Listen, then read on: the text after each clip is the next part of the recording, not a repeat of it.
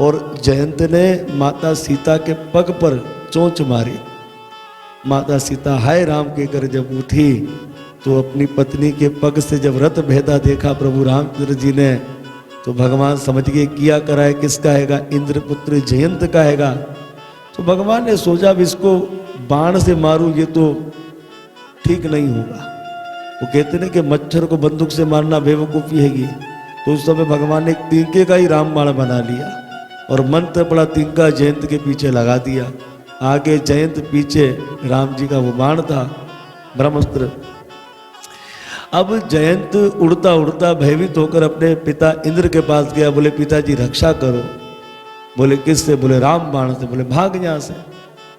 तो सबकी शरणागति में गया पर किसी ने जयंत की रक्षा नहीं की। इस तरह घबराते घबराते जब जयंत जा रहा था तो रास्ते में देव ऋषि नारद जी मिल गए।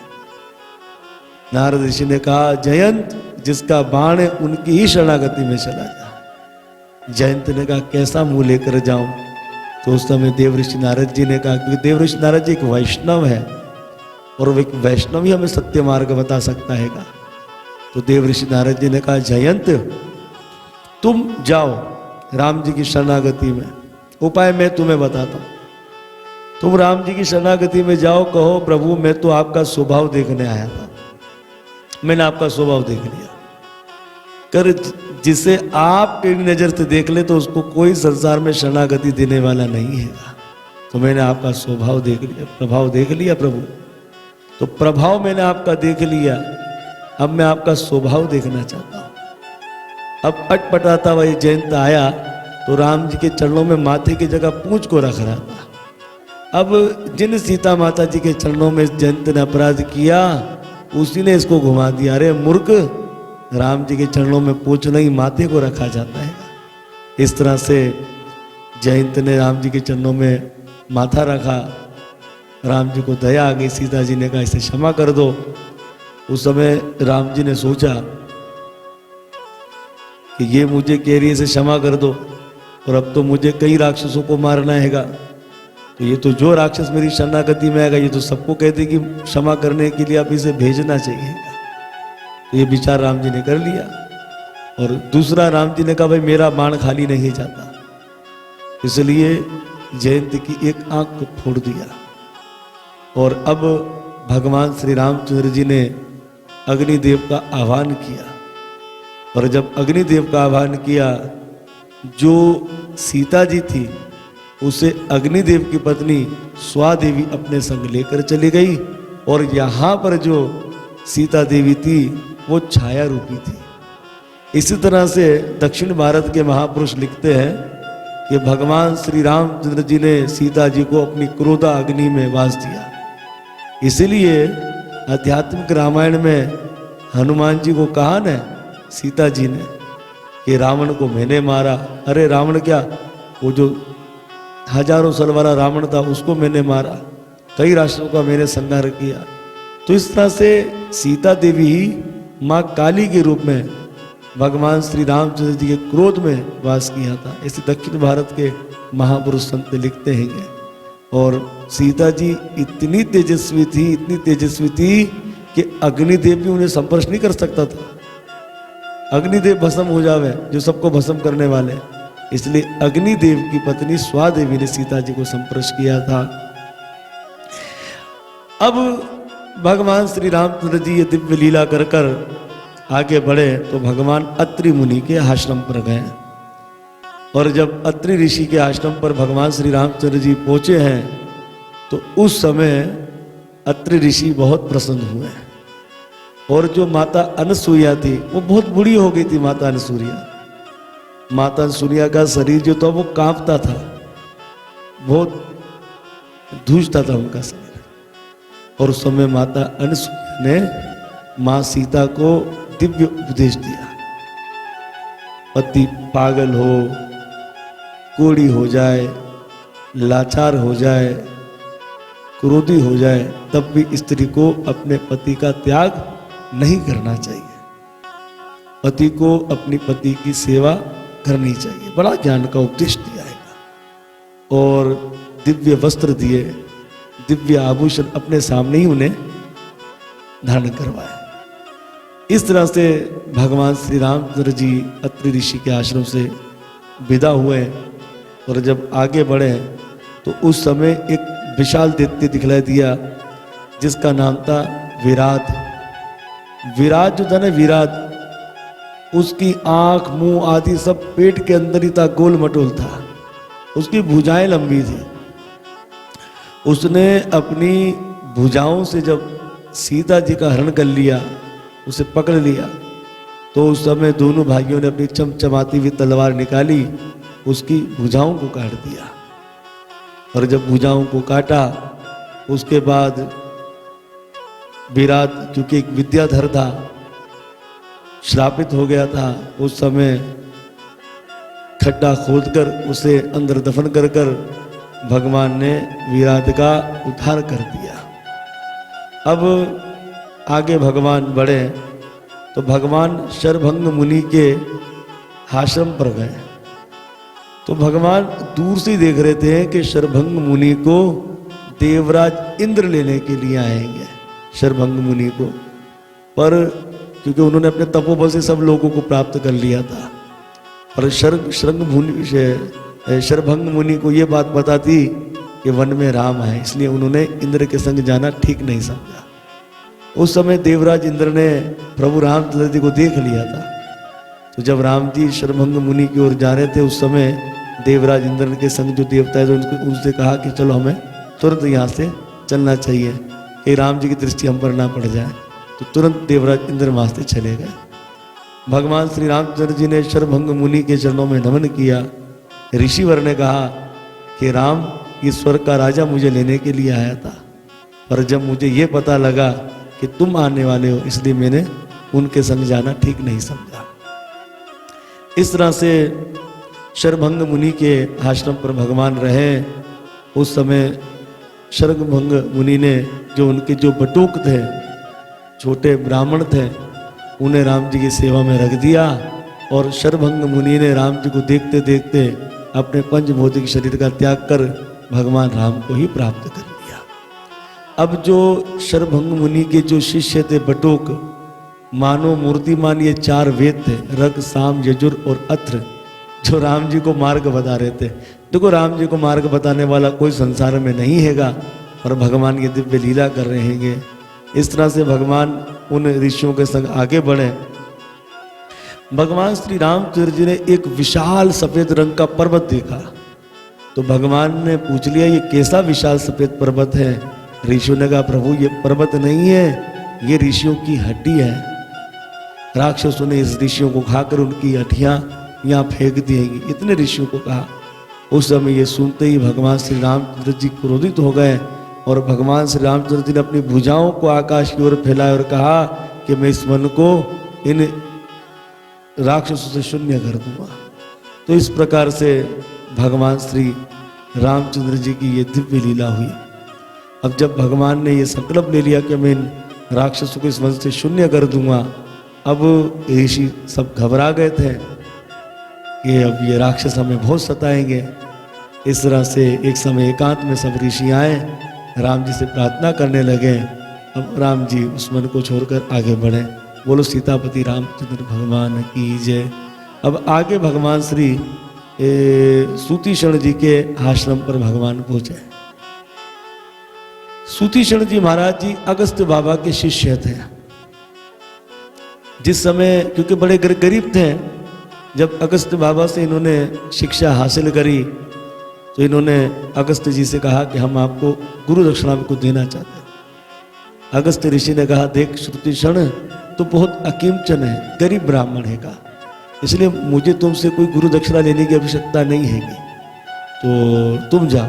इसने कहा, नहीं, हम तो आपको गुरु दक्षिणा दिए बिना जाने वाले नहीं।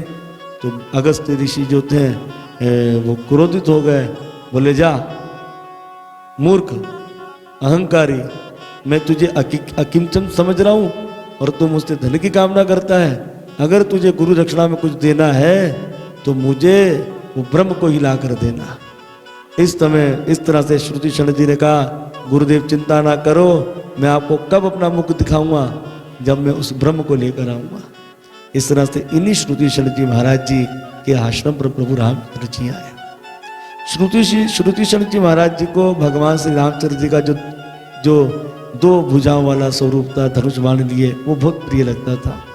तो उसी रूप का ध्यान करते थे अपने आश्रम में।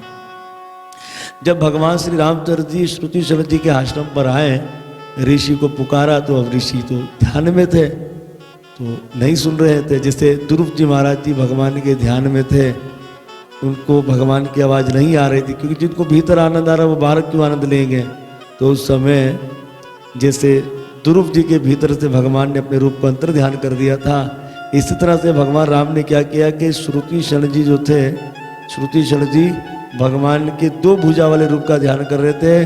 तो यहाँ पर भगवान ने अपनी 4 भुजाएं प्रकट कर दी। श्रुति शरण जी बोले, राम जी कहाँ चले गए, ये चतुर्भुज कहाँ से आ गए। अब जब अटपटा के नेत्र खोले तो श्रुति शरण जी महाराज जी को साक्षात भगवान श्री राम जी का दर्शन हो गया। श्रुति शरण महाराज जी को भगवान ने कहा कि तुम हमसे वरदान मांगो। श्रुति शरण जी के हमें तो वरदान की कोई आवश्यकता नहीं है, अगर आप वरदान देना ही चाहते हो तो अपनी मर्जी से दे दो। अब देखो, अब राम जी से कोई कहे कि अपनी मर्जी से वरदान दे दो, तो जो असंख्य ब्रह्मांड का मालिक है उससे मांगा जाए तो वो कभी देने में क्या कोई कमी करेंगे। तो क्या दिया भगवान ने, भक्ति, ज्ञान, वैराग्य, ये सब दे दिया श्रुति शरण जी महाराज जी को। अब श्रुति शरण जी महाराज जी कहते अब मेरी कामना हैगी।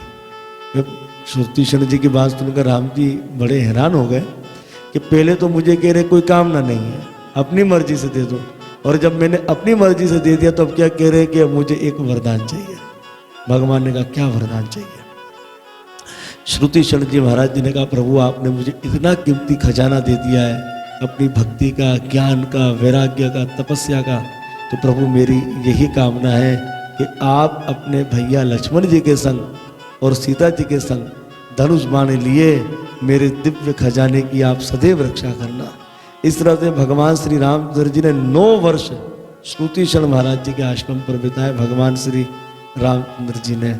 अब श्रुति शरण मुनि से जब राम जी विदा हो रहे हैं आगे जाने के लिए, श्रुति शरण जी ने कहा ठीक है भगवान, अब आप आगे जा रहे हैं तो आगे तो हमारे गुरुदेव का ही आश्रम आएगा, तो ऐसा करता हूँ कि मुझे भी गुरुदेव के दर्शन के लिए जाना, तो हम भी आपके संग चलते हैंगे, हम आपसे बातचीत करते हुए जाएंगे, यात्रा का पता नहीं लगेगा।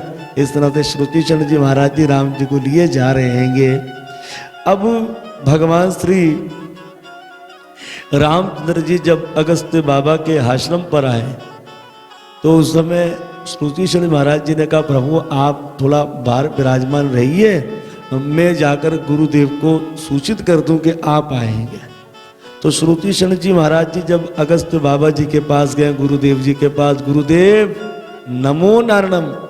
अरे गुरुदेव ने कहा, मूर्ख पापी तू आ गया, मैंने तुझसे कहा था ना कि कब मुझे अपना मुंह दिखाना जब तुम उस ब्रह्म को लेकर आओगे।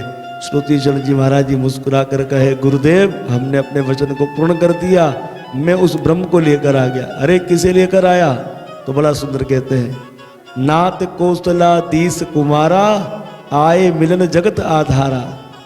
अरे साक्षात कौशल्यानंदन दशरथ जी के लाल श्री रामचंद्र जी आए हैंगे।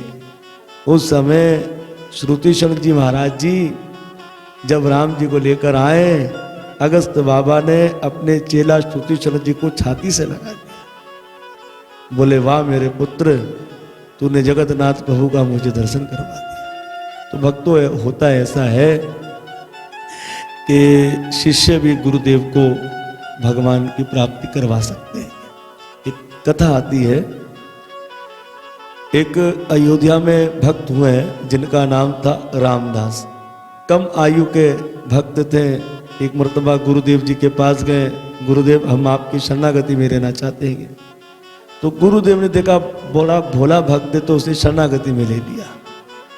गुरुदेव की आयु हुई तो गुरुदेव की इच्छा हुई कि क्यों ना हम तीर्थ यात्रा कर लें, क्योंकि कम से कम गुरुदेव 90 वर्ष के हो गए थे। तो उस समय शिष्यों ने सुना आश्रम के गुरुदेव यात्रा पर जा रहे हैं तो हमें भी गुरुदेव के संग यात्रा पर चलना चाहिएगा, और अगर हम आश्रम में रहेंगे तो हमें आश्रम का काम करना पड़ेगा, भोजन बनाना पड़ेगा, तो बहुत कष्ट होगा, और गुरुदेव जी के संग जाएंगे तो खूब ठाट से हमारी सेवा होगी। तो शिष्यों ने कहा हम भी गुरुदेव आपके संग तीर्थ यात्रा पर चलेंगे। तो गुरुदेव ने जगह सोचा कि जब सब लोग जा रहे हैं तो रामदास ने कहा रामदास तुम भी हमारे संग तीर्थ यात्रा पर चलो।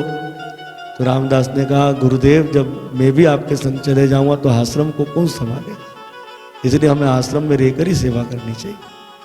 गुरुदेव ने जब रामदास का ये भाव देखा तो अब गुरुदेव ने सोचा कि अब इसे वो आध्यात्मिक ज्ञान दे देना चाहिए, वो बात बता देनी चाहिए। तो गुरुदेव रामदास को राम दरबार में लेकर चले गए। बोले रामदास ये जो बीच में खड़े हैं ये तुम्हारे पिताजी हैं, और जो इनकी उल्टे हाथ पर खड़ी है ये तुम्हारी माता जी है, और जो इनके सीधे अंग के पास खड़े हैं, हाथ के पास खड़े हैं, ये तुम्हारे काका जी, और जो इनके चरणों में बैठे ये तुम्हारे बड़े भैया। तो इनको भोग लगाना, उसके बाद तुम भोजन पाना। तो ये दिव्य ज्ञान दे दिया गुरुदेव। तो गुरुदेव चले गए तीर्थ यात्रा पर। अब हुआ ये कि जो रामदास थे, रामदास ने जो है वो भोजन बनाया। अब कितनी रोटी बनाई? 10 रोटी बनाई। 2 4 6 8 10, 5 लोगों के लिए 10 रोटी। इस तरह से रामदास ने जब भगवान के पास रखा, पिताजी खाइए, माताजी खाइए, काका जी खाइए, बड़े भैया खाइए। अब भगवान तो खा नहीं रहे थे, क्योंकि रामदास को ये थोड़ी पता था कि राम जी तो अलौकिक तरीके से खाते हैंगे, मतलब भगवान तो नजरों से खाते हैंगे। उसे ये बात नहीं पता थी, और ना गुरुदेव जी बताए। गुरुदेव जी ने केवल इतना कहा कि इन्हें भोग लगाकर तुम पा लेना।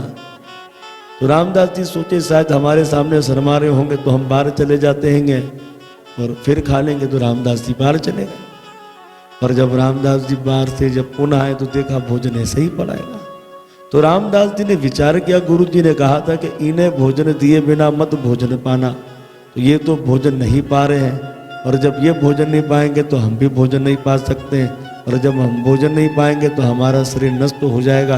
तो शरीर जब बाद में नष्ट होगा तो हम पहले ही शरीर को नष्ट कर देते हैंगे। ये विचार कर रामदास वहाँ से चल दिए सरयू में कूदने के लिए। रामदास जी के जाते ही राम जी विग्रह से प्रकट हो गए, और राम जी ने कहा कि हनुमान भोला भक्त है, जाओ उसे ले आओ। अब वो नदी के किनारे खड़े थे रामदास जी। हनुमंत लाल जी दौड़े दौड़े गए। हनुमंत लाल जी ने कहा हे रामदास चलो। अब रामदास जी ने कहा हमें मरने तो सकूं से। तो हनुमान जी ने कहा रामदास मैं तुम्हारा बड़ा भाई हनुमान, पिताजी ने बुलाया हैगा। उस समय देखा तो हनुमान। फिर रामदास जी चले गए दरबार में। तो जो भगवान विग्रह रूप में विराजमान थे वो भगवान प्रकट रूप हो गए। उस समय रामदास को जब हनुमान जी लेकर गए तो रामदास को राम जी ने कहा रामदास क्या हमें भोजन नहीं खिलाओगे? रामदास जी ने कहा हमने तो आपके पास भोजन रखा था, जब आपने भोजन नहीं पाया तो अब हम क्या करें? तो राम जी ने कहा देखो रामदास भूख हो तो भोजन पाए, अब हमें भूख लगी तो हम आ गए। पर राम जी ने कहा देख रामदास मैं भोजन बड़ा खाता हूँ, मैं बहुत भोजन करता हूँ। रामदास जी ने कहा हम आपके लिए भोजन बनाएंगे। तो जो भगवान विग्रह रूप में थे वो भगवान प्रकट हो गए और साक्षात रामदास जी के द्वारा भोजन पकाया। भगवान बड़े प्रेम से खाते थे। रामदास जी जब वन में गए तो वन में क्या देखा, गांव में कि एक माता अपने पुत्र को गोद में बिठाए भोजन करा रही थी और पिता पंखा कर रहे थे। रामदास जी ने सोचा कि कैसे माता पिता है अपने पुत्र के लिए सेवा कर रहे हैं, और एक मेरे माता पिता है उनको तो मैं खिलाता हूँ। बस ये दृश्य जब देखा रामदास जी आए और प्रभु से कह दिया। रामदास ने कहा देखो पिताजी अब ऐसा नहीं चलेगा। राम जी ने कहा क्या हुआ? राम जी को रामदास जी कहते हैं कि हमने ये देखा कि माता पिता का कर्तव्य होता है पुत्रों के लिए भोजन आदि की व्यवस्था करना, खिलाना, और हमारी माता तो हमारे द्वारा खाती है, आप भी खाते हो, काका जी भी कुछ नहीं करते, बड़े भैया भी कुछ नहीं करते, अब आज से ऐसा नहीं चलेगा। तो राम जी ने कहा भाई कैसा चलेगा? तो रामदास ने कहा अब हमारी माता जी भोजन बनाएगी, आप भोजन के पत्तल बनाओगे, काका जी जो हैं वो वन में जाकर फल लकड़ी लाएंगे, सब्जी लाएंगे, और बड़े भैया पूरे आश्रम की सफाई करेंगे। तो भगवान ने कहा तुम क्या करोगे? बोले मैं गांव में जाकर भिक्षा लेकर आऊंगा। इस तरह से माता सीता भोजन बनाती थी और सब बड़े प्रेम से पाते थे। अब एक दिन की बात हुई, गुरुदेव का पत्र आया। गुरुदेव ने पत्र में लिखा, रामदास मैं जल्द ही शिष्यों सहित आश्रम में आने वाला हूं। उस पत्र को लिए राम दरबार में चले गए रामदास और माता जी से कह दिया, सीता जी से, कि देखो माता जी, अब तक तो केवल ये 5 का भोजन बन रहा था, अब तो अनेकों का भोजन बनेगा, अब तो गुरु जी आने वाले हैं। बस ये कहकर गए। सीता जी ने राम जी से मुस्कुरा कर कहा, वो विग्रह के मूर्ति बने थे, वो ठीक थे, प्रकट हुए तो इतना कार्य करना पड़ेगा। तो राम जी ने मुस्कुराए। राम जी ने कहा नहीं, अब तो तुम्हें तो भोजन बनाना ही पड़ेगा। तो सीता जी ने कहा हमारे लिए कोई दिक्कत की बात थोड़ी, हम तो अन्नपूर्णा हैगी। इस तरह से गुरुदेव शिष्यों सहित आ गए। गुरुदेव ने नदी में स्नान किया और जब गुरुदेव नदी में स्नान किया तो गुरुदेव को केवल अपने शिष्य रामदास की चिंता सता रही थी। तुरंत गुरु जी निकले तो जितने शिष्य थे वो नदी में स्नान कर रहे थे। तो जैसे ही गुरुदेव आश्रम पर आए, रामदास को देखा, रामदास को पुकारा तो रामदास जी ने अपने गुरु के चरणों में दंडवत प्रणाम किया। गुरुदेव ने रामदास से पूछ लिया, रामदास कैसी सेवा चल रही है? रामदास जी ने कहा, गुरु जी सेवा चल रही है, हम तो सेवा करवा रहे हैं। बोले तुम क्या कह रहे हो? रामदास जी ने कहा, गुरुदेव जो आपने हमें माता पिता दिए थे ना, उनसे हम सेवा करवा रहे हैं। माता जी भोजन बनाती है, पिताजी पत्तल परोसते हैं, काका जी वन से लकड़ी और सब्जी लेकर आते हैं और बड़े भैया जो है वो आश्रम की सफाई करते और मैं भिक्षा लेकर आ जाता हूँ। गुरु जी हक्के बक्के रह के तुम क्या बक रहे हो? हमें समझ में नहीं आ रहा। उस समय रामदास जी रसोई घर में लेकर गए गुरु जी को। जब गुरु जी रसोई घर में गए तो गुरु जी ने रसोई घर में क्या देखा? वो जगतनाथ प्रभु, वो जगत जननी सीता मैया प्रसाद बना रही है, राम जी पत्तल बना रहे हैं। ये दर्शन देखकर उस समय रामदास जी के गुरु चकरा कर गिर गए। जब मूर्छा खोली तो राम जी सीता जी वहां से अंतर ध्यान हो गए। उस समय रामदास को गुरुदेव ने अपनी छाती से लगाया, रोने लगे। बोले जिस जुगल जोड़ी सरकार की सेवा करते करते दाढ़ी के बाल सफेद हो गए, वो जगतनाथ प्रभु ने कभी दर्शन नहीं दिया। पर रामदास तू भोला भगत है, तेरी भोली भक्ति है, आज तेरी ही कृपा से मैंने जगतनाथ प्रभु और जगत जननी देवी सीता का दर्शन कर लिया। तो इस तरह से शिष्य ने अपने गुरुदेव को दर्शन करवाया। हरे कृष्णा।